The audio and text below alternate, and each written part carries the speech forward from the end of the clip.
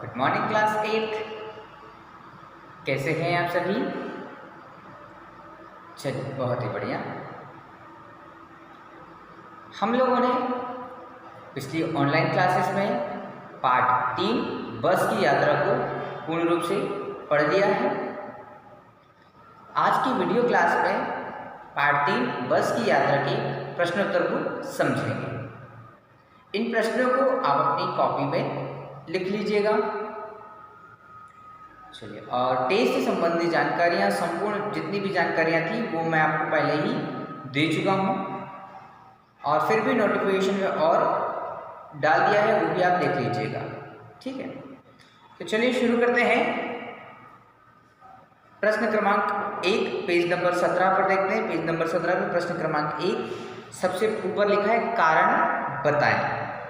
कारण बताएं में पहला प्रश्न है, मैंने उस कंपनी के हिस्सेदार की तरफ पहली बार श्रद्धा भाव से देखा। लेखक कह रहे हैं ऐसा, लेखक के मन में हिस्सेदार साहब के लिए श्रद्धा क्यों जाग गई? जो लेखक था उसके मन में हिस्सेदार के लिए श्रद्धा क्यों आ गई थी? ठीक है, तो चलिए इसका उत्तर समझते हैं, देखते हैं इसका उत्तर क्या होगा। इसमें यह था कि जब बस चल रही थी, बस बहुत ही खटारा किस्म की थी, है ना। बस बहुत ही खटारा थी और उसमें पल पल जान जाने का खतरा था, दुर्घटना होने का खतरा था। ठीक है, कि कभी भी बस जो है पेड़ों से टकरा सकती है, कभी बस खाई में गिर सकती है, कभी भी बस जो है चलते चलते रुक सकती है।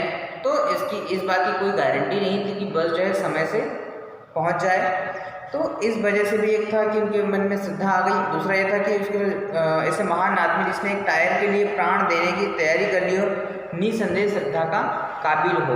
मतलब ये कहने का मतलब यहाँ पर ये है कि इतना कुछ होने के बाद भी वो बस को चलाया जा रहा था, है ना। उसका उद्देश्य एक ही था कि भाई यात्रियों को मुझे सही सलामत वहाँ तक पहुँचाना है, उनके गंतव्य स्थान तक पहुँचाना है। इस बात को मन में रखते हुए, है ना, वो बस को चलाया जा रहा है। तो ये जो उसका संघर्ष था, ये उसकी सोच थी, इस सोच को ध्यान में रखते हुए लेखक के मन में आया, है ना, कि भाई ये व्यक्ति बहुत ही श्रद्धा भाव रखने वाला है, इसके प्रति तो श्रद्धा प्रकट करनी ही चाहिए क्योंकि यह इतना कर्मठ है, व्यंग्य के लहजे में कहते हैं। ठीक है, चलिए दूसरा प्रश्न देखते हैं। लोगों ने सलाह दी कि समझदार आदमी इस वाली बस से सफर नहीं करते हैं। लोगों ने सलाह दी उन्हें कि भाई जो समझदार व्यक्ति होता है वो इस बस से तो यात्रा नहीं करता है। ठीक है, तो लोगों ने यह सलाह क्यों दी? लोगों ने ऐसी सलाह क्यों दी होगी लेखक को? तो चलिए उसका उत्तर देखते हैं कि क्यों दी होगी ऐसी सलाह। लोगों को बस की हालत की जानकारी थी, उस बस की हालत खराब थी। ठीक है, और हालत जानने वालों को सलाह दी कि समझदार आदमी इस शाम वाली बस में सफ़र नहीं करते। वैसे उसे देखते ही समझ में आ सकता था कि वह रास्ते में कभी भी खराब हो सकती है ना। लोगों ने सलाह इसलिए दी क्योंकि उस बस की जानकारी लगभग सभी लोगों को थी। सबको मालूम है कि यह बस जो है आधे रास्ते में जाकर के खराब हो जाती है, कभी भी रुक सकती है ना, तो कभी भी दुर्घटना हो सकती है। तो जानबूझ करके इस बस में यात्रा करना सही नहीं है, क्योंकि यह बस जो है समय से आपको अपने स्थान तक नहीं पहुंचाती है और कई बार आपको बहुत परेशानियों में डाल देती है, बहुत बार मुसीबतों में डाल देती है। तो जानबूझ करके इस बस में यात्रा करना सही नहीं है। इसलिए बाकी लोग भी लेखक को सलाह दे रहे थे कि भाई इस बस में यात्रा नहीं कीजिएगा। ठीक है, चलिए तीसरा प्रश्न है, ऐसा जैसे सारी बस ही इंसान है और हम इंजन के भीतर बैठे हैं, है ना। ऐसा जैसे सारी बस ही इंजन है और हम इंजन के भीतर बैठे हैं। लेखक को ऐसा क्यों लगा, है ना। जब वो बस जो है पूरी खड़खड़ा रही थी, पूरी एकदम आवाज़ कर रही थी, तब लेखक को ऐसा क्यों लगा, है ना, कि सारी बस जो है वो इंजन है और हम इंजन के अंदर बैठे हैं। तो इसका उत्तर देखते हैं। उत्तर में लिखेंगे कि बस का इंजन जब स्टार्ट हुआ था तो पूरी बस पूरी तरह हिलने लगी और यात्री भी हिलने लगे। ऐसा महसूस हो रहा था कि पूरी बस ही इंजन है और यात्री इंजन के भीतर बैठे हैं, है ना। जब इंजन शुरू होता है ना तो इंजन बहुत तेज हिलता है ना, इंजन हिलता, लेकिन जो नई नई बस होती है वो नहीं हिलती, लेकिन जो खटारा बस थी वो इंजन के साथ में, इंजन के कंपन में पूरी तरह से हिलने लगी। ठीक है, पूरी बस ही हिल गई। तो लेखक को ऐसा लगा कि भाई हम जो है इंजन में बैठे हो, जितनी तेज इंजन हिल रहा है उससे ज़्यादा तो बस हिल रही है। तो उनको ऐसा लगा कि भाई हम लोग जो है इंजन के अंदर ही बैठे हैं। चलिए अगला प्रश्न देखते हैं। गजब हो गया, ऐसी बस आप अपने आप चलती है। लेखक को यह सुनकर हैरानी क्यों हुई, है ना। गजब हो गया, ऐसी बस अपने आप चलती है ना। उनको ऐसा लगा कि भाई खटारा बस जो है वो धक्के से चलती होगी, अपने आप नहीं चलती होगी, है ना। तो ऐसा क्यों लगा उनको। तो लेखक जिस बस में यात्रा करने वाला था उसकी हालत ख़राब थी, है ना। बहुत पुरानी बस भी थी और टूटी फूटी खटारा बस थी। वह कंपनी के हिस्सेदार भी उस बस में जा रहे थे। लेखक ने उनसे पूछ लिया कि भैया बस चलती है कि नहीं चलती है। तो उन्होंने कहा कि चलती क्यों नहीं है, अभी चलेगी। लेखक को बस के चलने का भरोसा नहीं था, इसलिए हैरानी हुई, है ना। क्योंकि उसकी हालत पहले ही दिख गई थी कि बहुत ही खटारा है, बहुत ही बेकार कंडीशन में है, मुश्किल से ही चालू हो, यदि चालू हो भी गई तो उसको धक्का देकर के आगे बढ़ाना पड़ेगा। तो वो सोच रहे थे कि भाई ये बस चलेगी ही नहीं है। यह सोच करके वो हैरान थे कि ड्राइवर जो है और रिश्तेदार जो कह रहे हैं कि बस तो चलेगी, क्यों नहीं चलेगी। तो उनकी बात को सुनकर के वो हैरान हुए, है ना, क्योंकि उनको विश्वास नहीं था कि ये बस अपने आप चल जाएगी। इस बात को ध्यान में रखते हुए उनको हैरानी हुई। चलिए अंतिम प्रश्न पढ़ते हैं। मैं हर पेड़ को अपना दुश्मन समझ रहा था, लेखक पेड़ों को दुश्मन क्यों समझ रहा था। ये प्रश्न जो है बहुत ही ज़रूरी है, इम्पोर्टेंट है ना। इसको ध्यान में रखिएगा, कई बार परीक्षाओं में पूछा जाता है कि पहली बार जब बस रुकी तो उससे उसकी पेट्रोल की टंकी में छेद हो गया।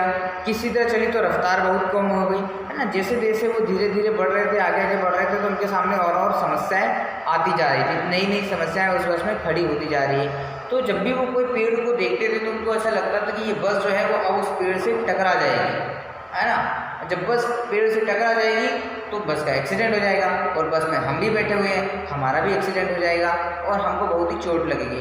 तो वो चाह रहे थे कि ये जो पेड़ है वही हमारे दुश्मन है जो हमको आकर के मारना चाह रहे हैं, बस की इसमें कोई गलती नहीं है।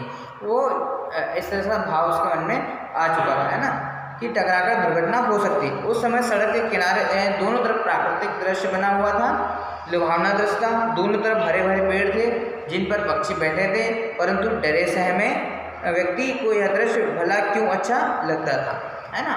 अब इतना अच्छा दृश्य था, दोनों तरफ में पक्षी चहचहा रहे थे, पक्षियों की आवाज़ आ रही थी, सुंदर दृश्य था, लेकिन उनके मन में तो डर भरा हुआ था। लेखक और यात्रियों के मन में तो डर भरा हुआ था कि भाई अगर हम इनसे टकरा गए तो हमारी मृत्यु भी हो सकती है। अब जब व्यक्ति को डर भर जाता है ना, तो उसके सामने कितनी अच्छी अच्छी चीज़ें रख दो उसको अच्छा नहीं लगता, है ना। किसी व्यक्ति के मन में डर आ जाए तो उसके सामने अच्छे अच्छे दृश्य भी अच्छे नहीं लगते, अच्छे अच्छे पकवान भी उसको अच्छे नहीं लगते हैं।